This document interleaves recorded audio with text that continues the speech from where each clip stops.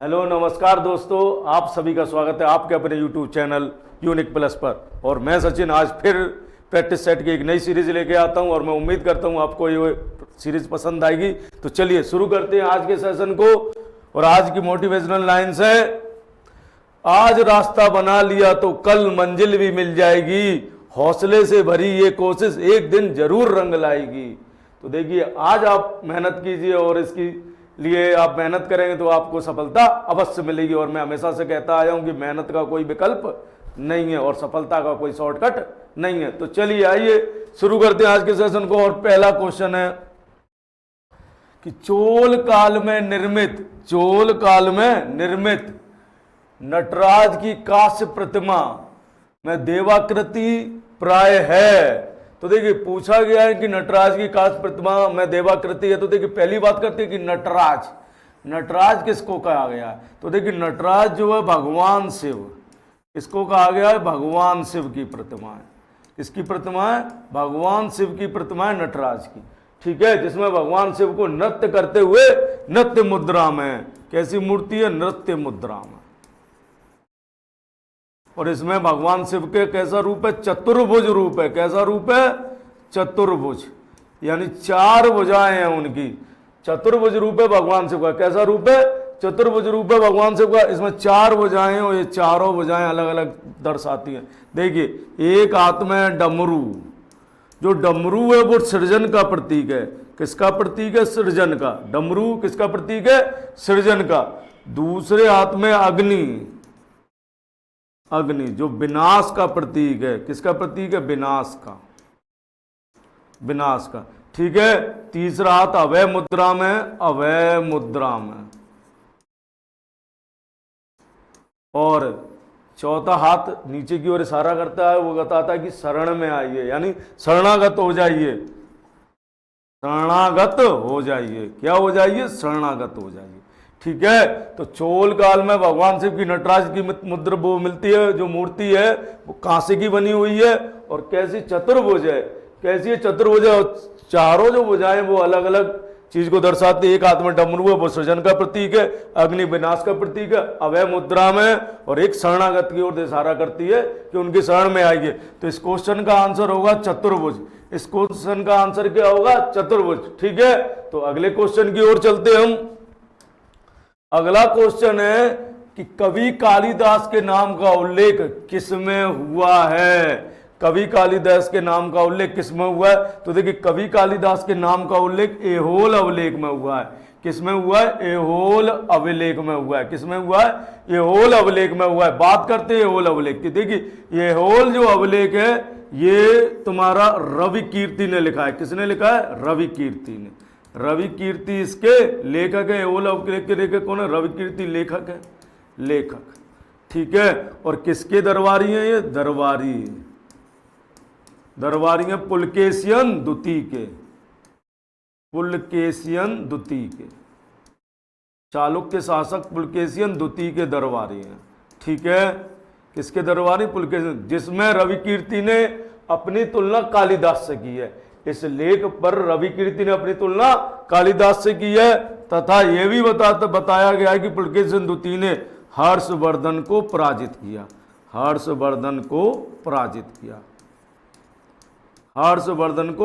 किया। ये भी किसने बताया, एहोल अभिलेख में बताया गया। एहोल अभिलेख के लेखक कौन है, रवि कीर्ति है। और ये लेख किसका है, तो पुलकेशिन द्वितीय का, क्योंकि जो रवि कीर्ति थे वो पुलकेशिन द्वितीय के दरबार में रहते थे, ठीक है। दूसरी बात, और इसी अभिलेख पर किसका उल्लेख, कालिदास, यानी इसी अभिलेख पर रवि कीर्ति ने अपनी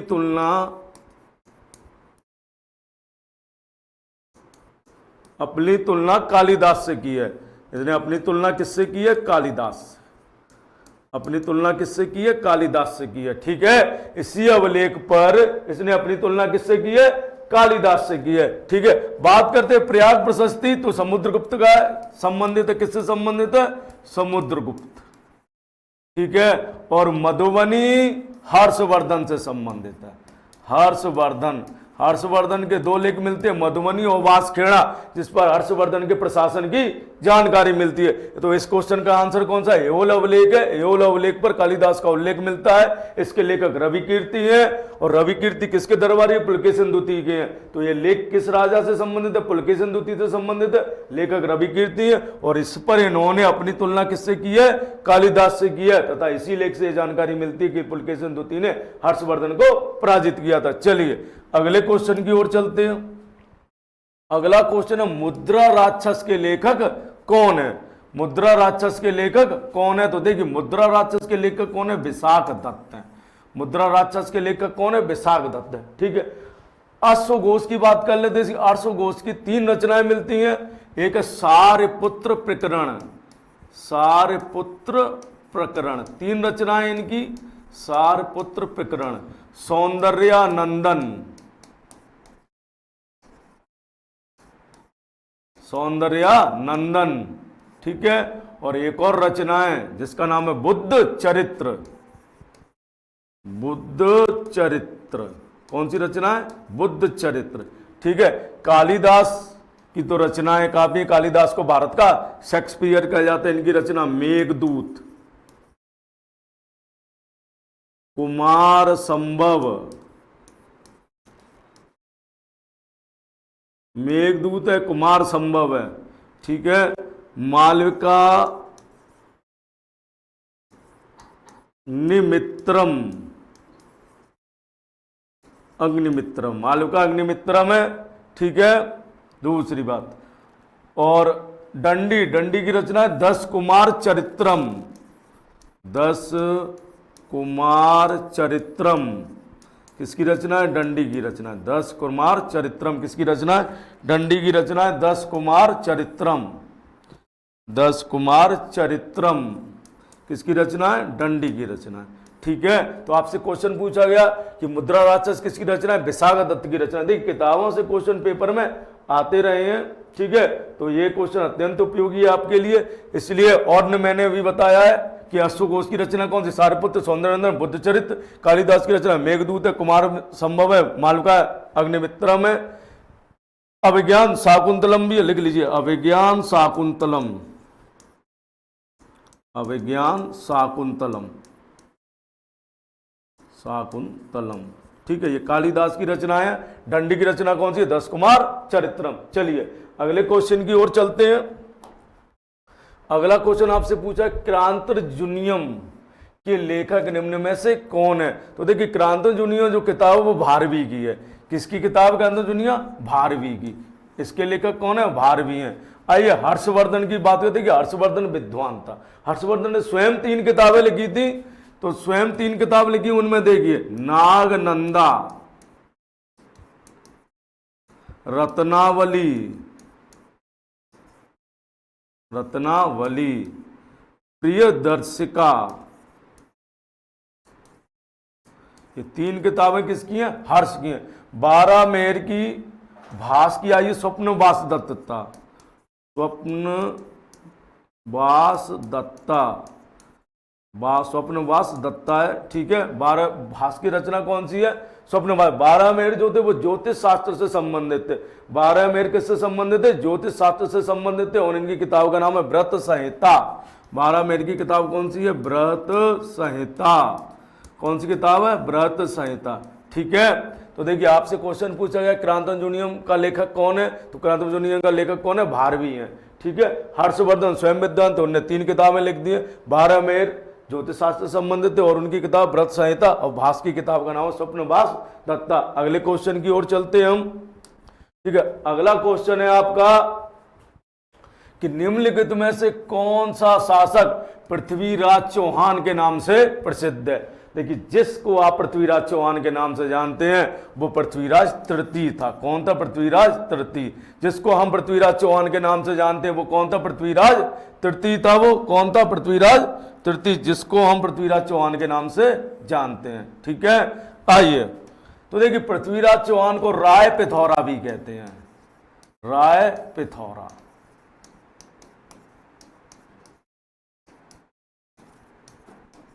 ठीक है। इनके दरबारी कवि कौन थे? दरबारी कवि मित्र, दरबारी कवि थे चंद्रवरदाई, चंद्रवरदाई। और चंद्रवरदाई की रचना कौन सी है? पृथ्वीराज रासो। रासो कौन सी रचना है? पृथ्वीराज रासो है। देखिए पृथ्वीराज चौहान ने 1191 में तराइन का प्रथम युद्ध लड़ा, प्रथम युद्ध जिसमें ये विजयी रहे। और 1192 में तराइन का द्वितीय युद्ध, द्वितीय युद्ध लड़ा। ठीक है, 1192 में तराइन का द्वितीय युद्ध लड़ा जिसमें ये पराजित होते हैं मोहम्मद गौरी से। पराजित हुए किससे? मोहम्मद गौरी से।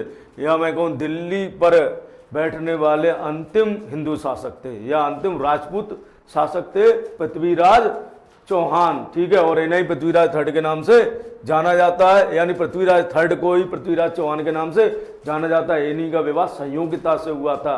ठीक है, और नहीं जानते तो संयोगिता से तो जान ही जाओगे तुम। आइए, पाल वंश का संस्थापक कौन था? पाल वंश का संस्थापक कौन था? पहली बात, पाल वंश कहां पर था? बंगाल में।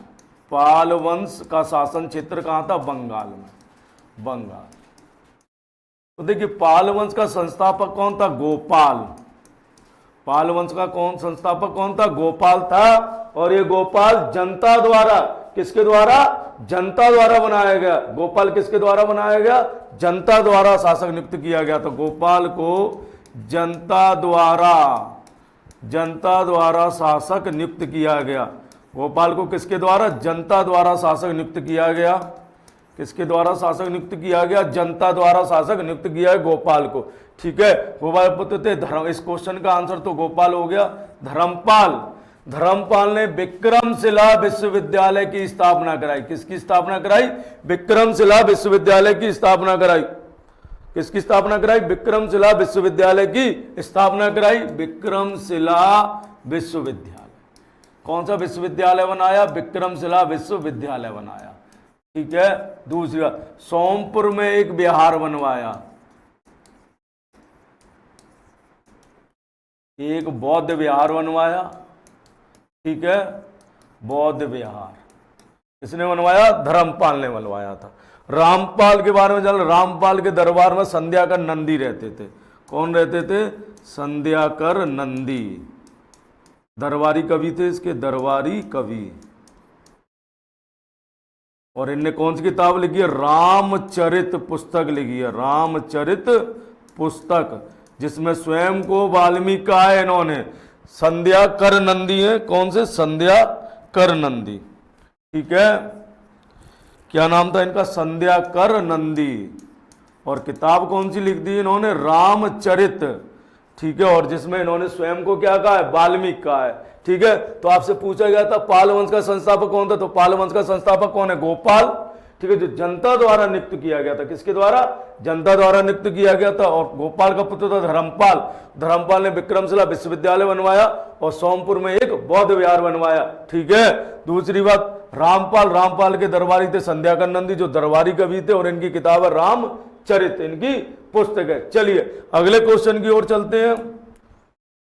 आपसे पूछा गया प्रथम मुस्लिम आक्रमणकारी था। तो देखिए प्रथम मुस्लिम आक्रमणकारी था, सफल जिसने आक्रमण किया, वो मोहम्मद बिन कासिम था। कौन था? मोहम्मद बिन कासिम। यानी प्रथम मुस्लिम सफल आक्रमणकारी कौन था? मोहम्मद बिन कासिम। कब आक्रमण किया इसने? 712 ईस्वी में। कहां पर किया? सिंध विजय की इसने, सिंध विजय की। क्या की इसने? सिंध विजय की। ठीक है, 712 ईस्वी में क्या की इसने? सिंध विजय की। दूसरी बात, सिंध का शासक कौन था? दाहिर। दाहिर को पराजित किया। इसको पराजित किया? दाहिर को पराजित किया। दूसरी, आपसे पूछा जाए भारत में जजिया कर लगाने वाला पहला शासक यही था। जजिया कर लगाने वाला पहला शासक वाला पहला शासक ठीक है। जजिया कर लगाने वाला पहला शासक कौन था? मोहम्मद बिन कासिम था। भारत में प्रथम मुस्लिम आक्रमणकारी जो सफल हुआ वो मोहम्मद बिन कासिम था। 712 में इसने आक्रमण किया। चलिए अगले क्वेश्चन की ओर चलते हैं। यदि भारत संघ में एक नए राज्य का सृजन करना है, यानी हमें कोई नया राज्य बनाना है, तो संविधान की निम्नलिखित अनुसूचियों में से किए गए एक आवश्यक संशोधित किया जाना, यानी कौन सी अनुसूची में संशोधन होना चाहिए? अगर हमें किसी नए राज्य का सृजन करना है तो संविधान की कौन सी अनुसूची में संशोधन होना चाहिए? तो देखिए इस क्वेश्चन का आंसर होगा पहली अनुसूची में। कौन सी अनुसूची में संशोधन होना चाहिए? पहली अनुसूची में संशोधन होना चाहिए। ठीक है, कौन सी अनुसूची में संशोधन होना चाहिए? पहली अनुसूची में संशोधन होना चाहिए। ठीक है, आइए अगला क्वेश्चन है आपका। चलिए कौन सी अनुसूची में संशोधन होना चाहिए? उसमें चौथी अनुसूची में क्या है? चौथी अनुसूची में दिया गया राज्यसभा की सीटों का राज्यों में आवंटन। राज्यसभा की सीटों का राज्यों में आवंटन। राज्यसभा की सीटों का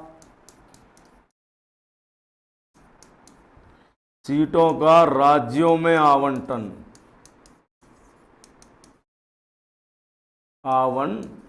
ठीक है, राज्यसभा की सीटों का किसमें? राज्यों में आवंटन। ही राज्यों में राज्यसभा की कितनी सीटें होंगी? ये कौन सी अनुसूची में दिया गया है? ये दिया गया चौथी अनुसूची में। पहली अनुसूची में क्या दिया गया है कि भारत के संघ राज्य क्षेत्र कितने होंगे? ये कौन सी अनुसूची में दिया गया? ये दिया गया आपकी पहली अनुसूची में। ठीक है, चलिए अगले क्वेश्चन की ओर चलते हैं। अगला क्वेश्चन है कि राज्य भूमि सुधार अधिनियम को संवैधानिक सुधार प्रदान करने हेतु सम्मिलित किया गया था, यानी जो राज्यों में भूमि सुधार अधिनियम संवैधानिक सुधार लाएगा वो कौन सी अनुसूची में जोड़ा गया या कौन सी अनुसूची लाई गई? तो उसके लिए 9वीं अनुसूची लाई गई। कौन सी अनुसूची लाई गई? 9वीं अनुसूची। और यह पहले संविधान संशोधन 1951 के तहत लाई गई। पहले संविधान संशोधन 1991 में, वो सॉरी 1951 51 कब लाई गई? 51 में, 1951 1951 में लाई गई। ये कब लाई गई? 1951 में लाई गई थी। जो भूमि सुधार जो किए जाते थे उन्हें 9वीं अनुसूची में रखा गया था और ये किसी भी न्यायालय में वाद योग्य नहीं थे, लेकिन बाद में सुप्रीम कोर्ट ने अपने एक आदेश द्वारा इन पर वाद योग्य इनको बना दिया। ठीक है, चलिए अगले क्वेश्चन, अगले ऑप्शन को देखते। 7वीं अनुसूची। देखिए 7वीं अनुसूची में क्या विषय दिए गए हैं? क्या दिए गए हैं? विषय, यानी 3 विषयों को बांटा गया। संघ सूची के विषय, संघ सूची के, राज्य सूची के और समवर्ती सूची के।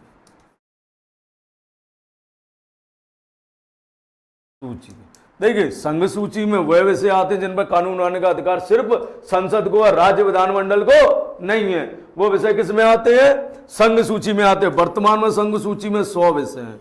कितने विषय हैं? 100। राज्य सूची में ऐसे विषय आते हैं जिस पर कानून बनाने का अधिकार सिर्फ राज्य को है, अन्य को नहीं है, मतलब राज्य को है, केंद्र को नहीं है। तो इसमें कितने विषय हैं? 61 हैं। और समवर्ती सूची में कितने विषय हैं? 52। समवर्ती सूची में कितने विषय? 52 विषय समवर्ती सूची में विषय आते हैं जिस पर राज्य और केंद्र दोनों को कानून बनाने का अधिकार है। लेकिन यदि एक ही समवर्ती सूची के एक ही विषय को लेकर राज्य और केंद्र दोनों कानून बनाते हैं तो केंद्र द्वारा बनाया गया कानून मान्य होगा। ठीक है, आपसे क्वेश्चन पूछा गया राज्य भूमि सुधार अधिनियम संवैधानिक सुधार प्रदान करने हेतु सम्मिलित किया गया, तो 9वीं अनुसूची में सम्मिलित किया। आइए 10वीं अनुसूची, ये दल बदल से संबंधित है। किससे संबंधित है? दल बदल से, दल बदल से संबंधित है। ठीक है, दल बदल से संबंधित। और ये कब जोड़ी गई? 52वां संविधान संशोधन 1985 के द्वारा। ठीक है, 1985 के द्वारा जोड़ी गई। 52वां संविधान संशोधन 1985 के द्वारा जोड़ी गई। किसके द्वारा जोड़ी गई? 52वां संविधान संशोधन 1985 के द्वारा जोड़ी जाती है। ठीक है, बार 1985 के द्वारा जोड़ी गई। ठीक है, 11वीं अनुसूची। देखिए 11वीं अनुसूची जो पंचायती राज से, किससे है? पंचायती राज। और ये 73वां संविधान संशोधन,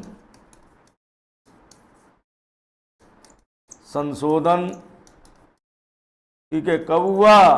73वां संविधान संशोधन 1992 में हुआ, लेकिन लागू कब हुआ? 24 अप्रैल 1993 से हुआ, इसलिए 24 अप्रैल को हम पंचायती राज दिवस मनाते हैं। ठीक है, चलिए आइए एक बार फिर बात करते हैं। राज्य भूमि सुधार अधिनियम संवैधानिक सुधार प्रदान करने के लिए सम्मिलित किया गया 9वीं अनुसूची में। कौन सी है? 9वीं में। 7वीं अनुसूची में तीनों विषय संघ सूची, राज्य सूची और समवर्ती सूची दिए गए हैं। 10वीं अनुसूची किससे संबंधित? दल बदल से संबंधित है, और ये 52वां संविधान संशोधन द्वारा जोड़ी गई थी 1985 में।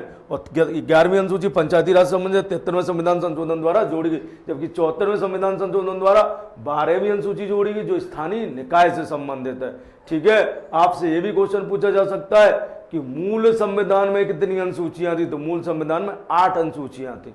ठीक है, मूल संविधान में कितनी अनुसूचियां थी? 8। चलिए अगले क्वेश्चन की ओर चलते हैं। अगला क्वेश्चन पूछा गया नागरिकता से संबंधित प्रावधान संविधान के किस भाग में? तो देखिए नागरिकता से संबंध बहुत सरल क्वेश्चन है ये।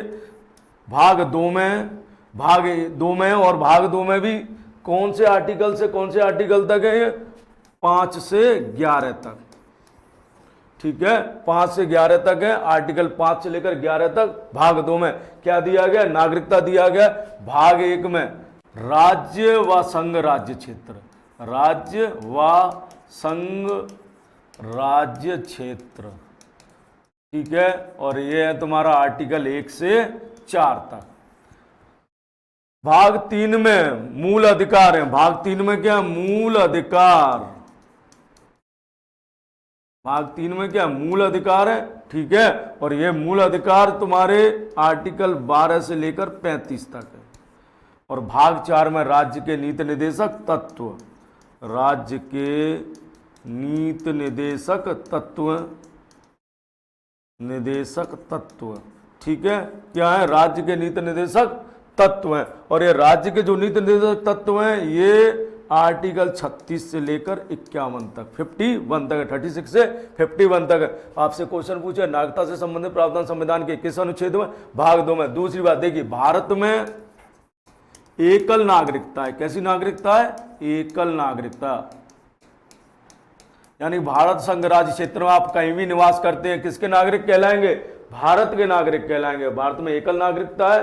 और नागरिकता का प्रावधान हमने कहां से लिया? ब्रिटेन से लिया गया है। ठीक है, दूसरी बात, नागरिकता संघ सूची का विषय है। किसका विषय है? संघ सूची का विषय। यानी नागरिकता पर कानून बनाने का सिर्फ संसद को व राज्य विधानमंडल को नहीं है। चलिए अगले क्वेश्चन की ओर चलते हैं। अगला क्वेश्चन पूछा गया हमारे संविधान के किस भाग में सोपानों में पंचायतें बनाने की परिकल्पना की गई है? किस भाग में की गई है? तो भाग 9 में की गई है। किस भाग में की गई है? 9 पहले भाग में की गई है। हमारे संविधान के किस भाग में सोपानों में पंचायत, यानी 3 सोपानों में बनाई गई पंचायतें? कितने सोपानों में? 3 सोपानों में। 3 सोपानों में, यानी ग्राम पंचायत, मध्यवर्ती पंचायत, जिनको खंड पंचायत भी कहते हैं, मध्यवर्ती पंचायत। ठीक है, जिसको आप खंडवर्ती पंचायत कहते हैं। मध्यवर्ती पंचायत, खंड पंचायत और जिला पंचायत। ठीक है, 3 स्तर की पंचायतें बनाने की बात की गई है। भाग 9 में की गई है। बलवंत राय मेहता समिति ने सबसे पहले इसकी सिफारिश की त्रिस्तरीय पंचायतों की। ठीक है, किसने सिफारिश की थी? बलवंत राय मेहता समिति ने की थी। और पंचायतों को जो संवैधानिक दर्जा है वो सिंघवी समिति की सिफारिश पर दिया गया था। ठीक है, तो भाग 9 है जिसमें 3 सोपानों की पंचायतों की बात की गई है। आइए भाग 10 में क्या है? भाग 10 में अनुसूचित जाति और जनजातियों से संबंधित प्रावधान है। अनुसूचित जाति व जनजातियों से संबंधित, जाति क्षेत्रों से संबंधित है, से संबंधित। ठीक है, भाग 10 2 बार आ गया। चलिए इसको भाग 12 कर लेते हैं। भाग 11 में केंद्र राज्य के संबंध है। केंद्र राज्य के संबंध,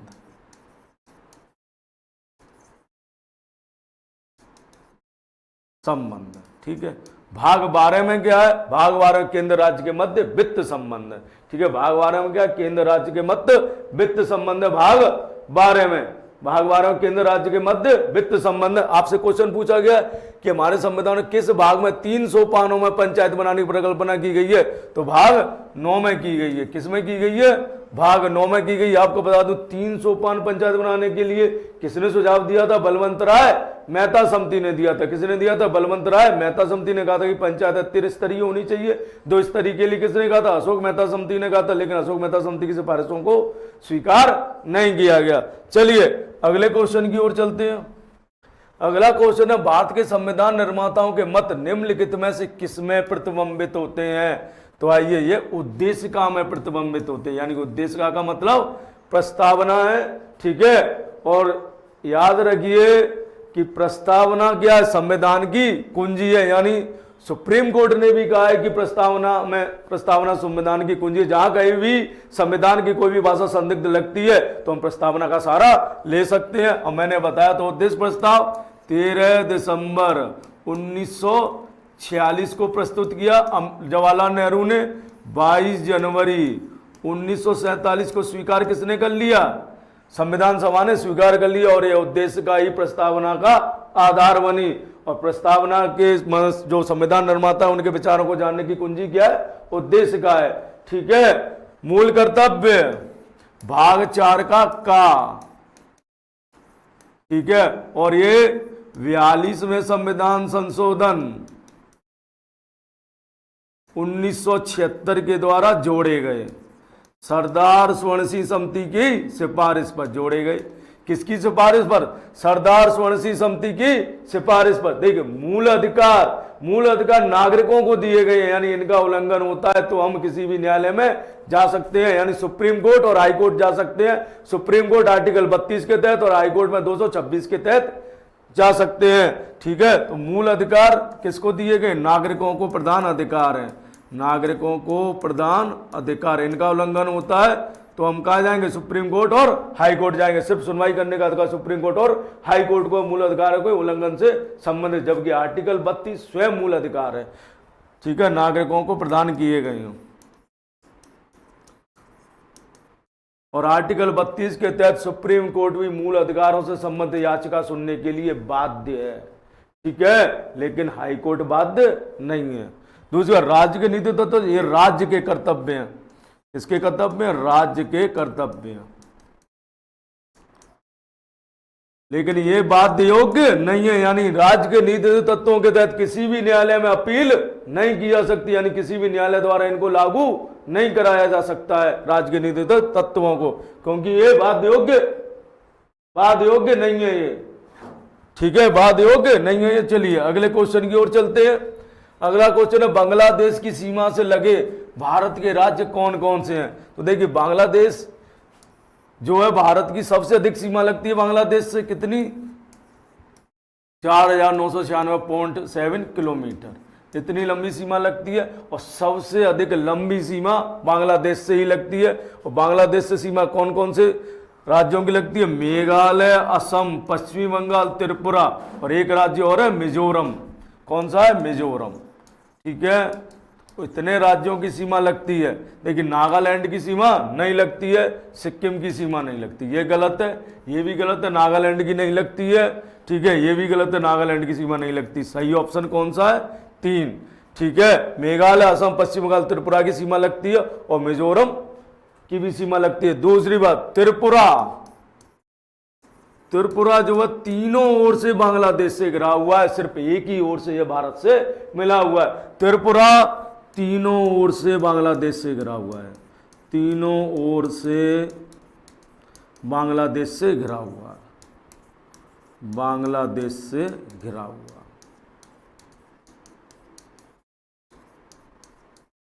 ठीक है, त्रिपुरा तीनों ओर से बांग्लादेश से घिरा हुआ है। आपको समझ में आ गया बांग्लादेश की सीमा से लगे भारत के राज्य कौन कौन से? मेघालय, असम, पश्चिम बंगाल, त्रिपुरा और एक मिजोरम है। और सीमा भारत सबसे लंबी सीमा किसके साथ बनाता है? बांग्लादेश के साथ बनाता है।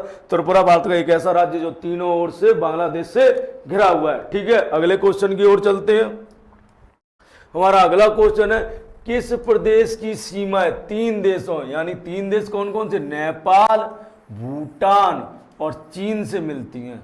ठीक है, ऐसा कौन सा देश है, वो ऐसा कौन सा राज्य है हमारा जिसकी सीमाएं 3 देशों से, नेपाल, भूटान और चीन से मिलती हैं, तो वो राज्य है सिक्किम। कौन सा राज्य है, सिक्किम है, जिसकी सीमाएं नेपाल, भूटान और चीन से मिलती है। तो देखिए पहली बात, सिक्किम अकेला ऐसा राज्य नहीं जिसकी सीमाएं 3 देशों से मिलती है। हमारे देश में अन्य भी राज्य हैं जिनकी सीमा 3 देशों से मिलती है। देखिए अरुणाचल प्रदेश, अरुणाचल प्रदेश की सीमा भूटान, चीन और म्यांमार से मिलती है। किससे मिलती है, म्यांमार से। ठीक है, 3 से मिलती है। पश्चिमी बंगाल, पश्चिमी बंगाल की सीमा मिलती है भूटान, नेपाल और बांग्लादेश से। ठीक है, देखिए चीन वाला, सिक्किम वाला क्वेश्चन पेपर में पूछा जा चुका है और हो सकता है कि अगली बार पश्चिम बंगाल और अरुणाचल प्रदेश पर क्वेश्चन पूछा जाए। ठीक है, इसलिए मैंने आपको बता दिया है कि भूटान, चीन, म्यांमार से अरुणाचल प्रदेश की लगती है, भूटान, नेपाल और बांग्लादेश से पश्चिमी बंगाल की लगती है, और सिक्किम की नेपाल, भूटान और चीन से लगती है सीमा। चलिए अगले क्वेश्चन की ओर चलते हैं। अगला क्वेश्चन है कि लघु हिमालय स्थित है मध्य में, यानी लघु हिमालय किसके मध्य में स्थित है। तो देखिए जैसे मैं बताऊं इस प्रकार, जैसे ये मान लीजिए ट्रांस हिमालय, ट्रांस हिमालय के नीचे बृहद हिमालय, ग्रेटर हिमालय, ग्रेटर हिमालय के नीचे लघु हिमालय और लघु हिमालय के नीचे शिवालिक हिमालय। ठीक है, यानी ट्रांस, बृहद हिमालय, ये आपका लघु हिमालय और ये आपका शिवालिक हिमालय, शिवालिक। तो आपसे क्वेश्चन पूछा गया है कि लघु हिमालय किसके मध्य स्थित है, तो लघु हिमालय बृहद और शिवालिक हिमालय के मध्य स्थित है। तो दूसरा ऑप्शन सही है, शिवालिक और महान हिमालय के मध्य स्थित है। ठीक है, लघु हिमालय किस किस के बीच स्थित है, बृहद और शिवालिक हिमालय के बीच में स्थित है। ठीक है, आ गया होगा आपकी समझ में। चलिए अगले क्वेश्चन की ओर चलते हैं। अगला क्वेश्चन पूछा गया भारत की सबसे प्राचीन पर्वत श्रृंखला कौन सी है। तो देखिए भारत की सबसे प्राचीन पर्वत श्रृंखला कौन सी है, अरावली। अरावली विश्व की प्राचीनतम पर्वत श्रृंखलाओं में से, जो या मैं कहूँ अरावली विश्व का प्राचीनतम बलित पर्वत है, जो वर्तमान में अवशिष्ट पर्वत के रूप में शेष है। ठीक है, अरावली का विस्तार दिल्ली से गुजरात तक है। कहां तक है, गुजरात तक। ठीक है, दूसरी बात, अरावली की सबसे ऊंची चोटी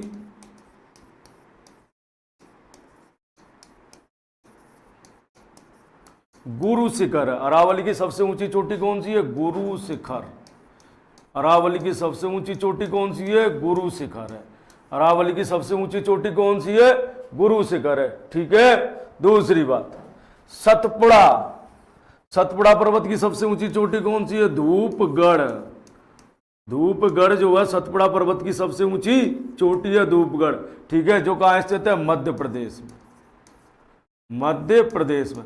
आपसे पूछे कि सतपुड़ा की छत्तीसगढ़ में सबसे ऊंची चोटी कौन सी है, तो अमरकंटक है, जबकि सतपुड़ा की सबसे ऊंची चोटी धूपगढ़ है, जो मध्य प्रदेश में 1357 किलोमीटर ऊंची है वो। और ये क्या नाम उसका, अमरकंटक छत्तीसगढ़ में स्थित है। ठीक है, आइए आगे की ओर चलते हैं हम।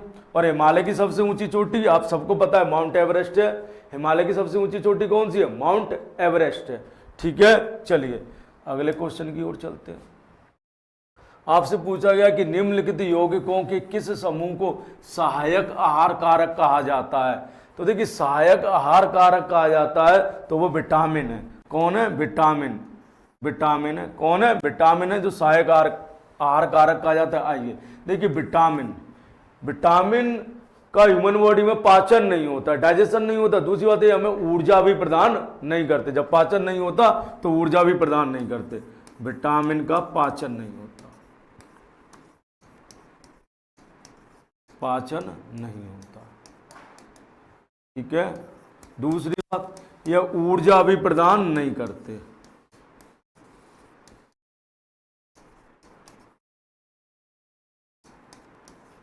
अब आप कहोगे कि जब पाचन होता ही नहीं है, ऊर्जा भी प्रदान नहीं करते, तो फिर क्यों कहते कि विटामिन विटामिन लो विटामिन लो। देखिए विटामिन जो है हमारे शरीर की उपापचय यानी मेटाबॉलिक रिएक्शन की क्रिया की दर को बढ़ा देते हैं। ठीक है, अगर इनकी कमी हो गई तो क्रिया की दर क्या होगी, धीमी हो जाएगी और कोई ना कोई रोग हो जाएगा। इसलिए विटामिन अल्प मात्रा में ही हमारी बॉडी के लिए आवश्यक है। ठीक है, अब विटामिन दो प्रकार के होते हैं, यानी ये मेटाबॉलिक उत्प्रेरक का कार्य, विटामिन किसका कार्य करते हैं, उत्प्रेरक का कार्य करते हैं, यानी क्रिया की दर को बढ़ाते हैं। ठीक है, विटामिन भी दो टाइप के होते हैं, एक होते हैं वाटर सॉल्युबल यानी जल में घुलनशील, ठीक है, जल में घुलनशील कौन से हैं, जल में घुलनशील है बी और सी, जल में घुलनशील कौन से, बी और सी, और वसा में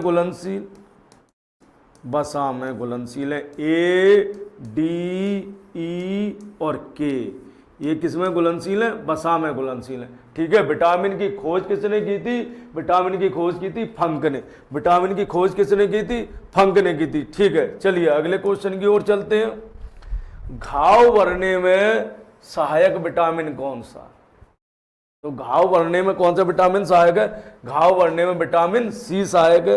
घाव भरने में कौन सा विटामिन सहायक है, तो घाव भरने में विटामिन सी सहायक है। ठीक है, घाव भरने में कौन सा विटामिन सहायक है, विटामिन सी घाव भरने में सहायक है।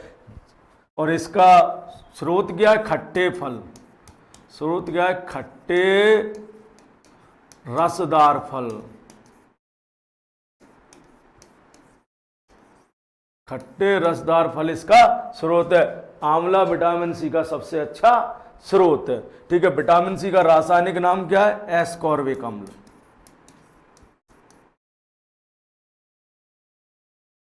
अम्ल, इसकी कमी से कौन सा रोग होता है, कमी से स्कर्वी, कौन सा रोग हो जाता है, स्कर्वी रोग हो जाता है।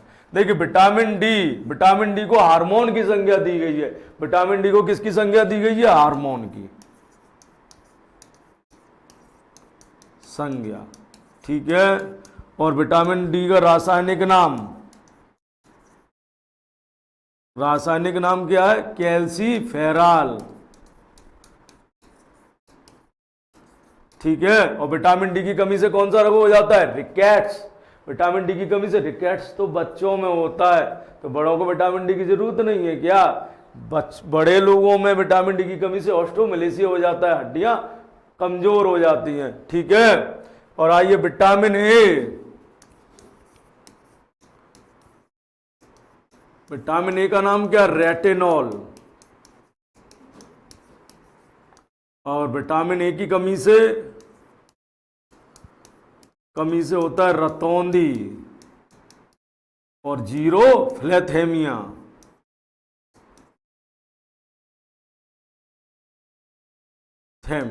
ठीक है, दो रोग हो जाते हैं, रतौंधी और जीरोफ्लेथेमिया। देखिए विटामिन ए की कमी से रतौंधी और जीरोफ्लेथेमिया हो जाता है। देखिए हमारी आंख में क्या, रॉड और कोन दो प्रकार की सेल्स पाई जाती हैं।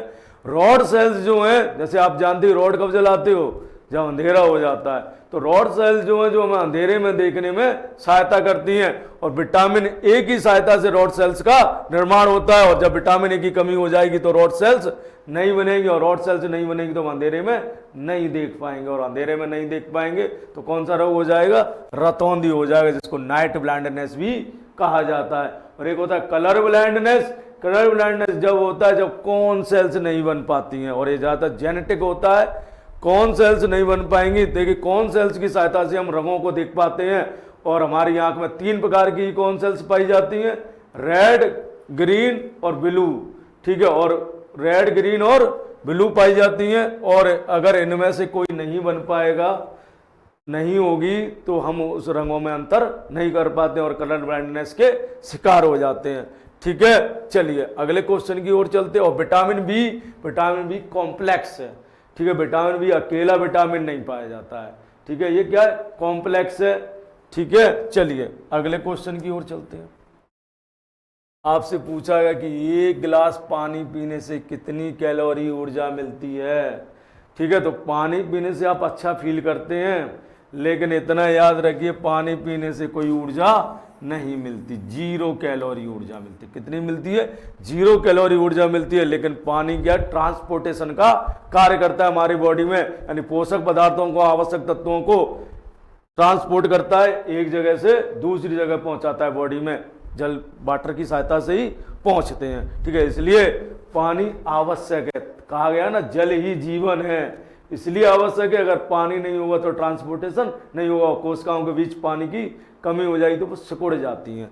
चलिए आइए अगले क्वेश्चन की ओर चलते हैं।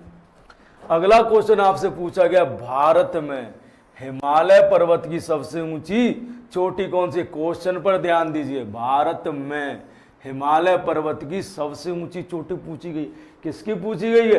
हिमालय पर्वत की। ठीक है, तो देखिए हिमालय पर्वत की सबसे ऊंची चोटी कौन सी है? कंचनजंगा। भारत में हिमालय पर्वत की सबसे ऊंची चोटी कौन सी है? कंचनजंगा है। भारत में हिमालय पर्वत की सबसे ऊंची चोटी कंचनजंगा है। ठीक है, जबकि आपसे पूछा जाए कि भारत की सबसे ऊंची चोटी कौन सी है? भारत की सबसे ऊंची चोटी, तो भारत की सबसे ऊंची चोटी कौन सी है? K2 है। भारत की सबसे ऊंची चोटी कौन सी है? K2 है। जबकि हिमालय की सबसे ऊंची चोटी कौन सी है? कंचनजंगा है। ठीक है, क्योंकि K2 जो है ट्रांस हिमालय का भाग है। किसका भाग है? ये ट्रांस हिमालय। और जो ट्रांस हिमालय है उसे हिमालय का भाग नहीं माना जाता, यानी हिमालय से पार, यानी हिमालय से पहले बना है ट्रांस हिमालय। ठीक है, दूसरी बात, धूपगढ़ मैंने आपको बताया सतपुड़ा की सबसे ऊंची चोटी है। सतपुड़ा की सबसे ऊंची चोटी,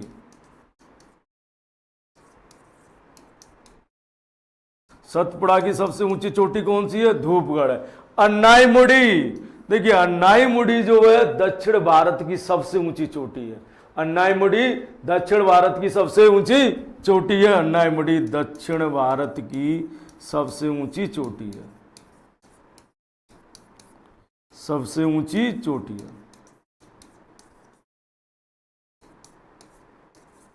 चोटी।